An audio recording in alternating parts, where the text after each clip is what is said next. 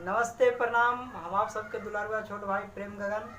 हमारे गाना बहुत जल्दी आवता और ई लॉकडाउन के बाद आई अभी। तुहरा बिना हम जी के करबे का मुखड़ा बा भैया।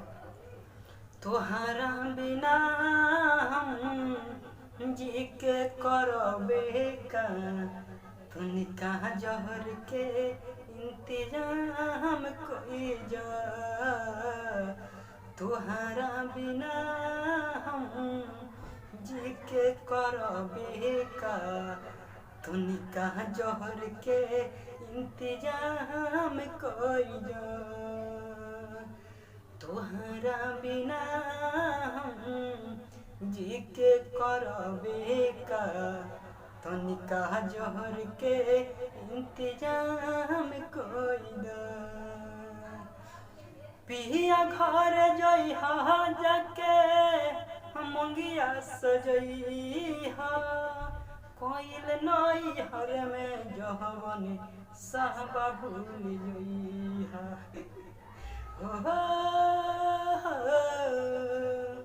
पिया घर जइहा जाके मंगिया सजई हो कोइल नई हर में जहवन साहब भूल जइहा। शाम भी सूरज उदास होगी, शाम भी सूरज उदास होगी, सुबह भी सूरज निराश होगी। शाम भी सूरज उदास होगी, सुबह भी सूरज निराश होगी। है मुझसे नफरत करने वाले मुझे यूं ही जला देना, कल जब मेरी महबूबा से मुलाकात होगी।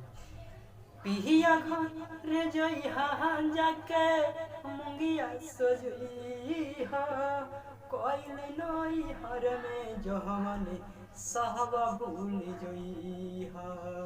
ओढ़नी कफना खातिर हो गोरिया हो, ओढ़नी कफना खातिर दान कई जा।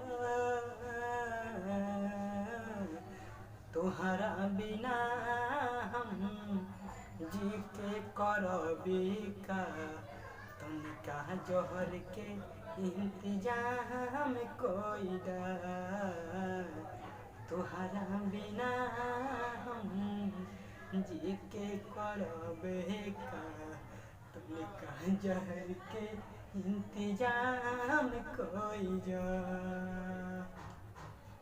जहाँ खुश रोही जाके जहाँ खुश रोही तू, जहाँ खुश रोही जा हम जाएंगे भुलाई। प्रेम संगे संगे जाके करिहा सगाई हो।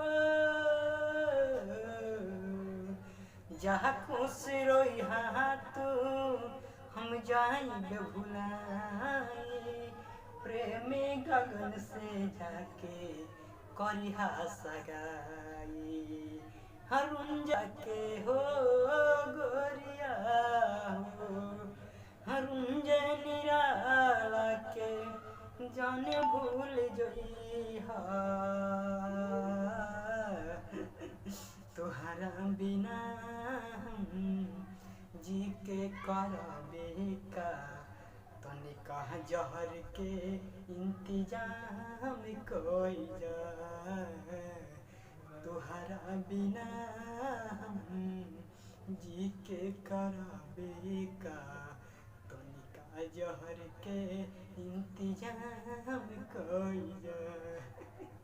नमस्ते प्रणाम भैया। हमको आपके गीत के रोल के कैसा लगा और अच्छा लगा तो हमारे चैनल को सब्सक्राइब करें, लाइक करें, शेयर करें और अपना छोट भाई के दुलार बरसाएं। और अगर कोनो भी दिक्कत हो तो हमसे संपर्क कर सकें। चलते नहीं। जय हिंद, जय भारत।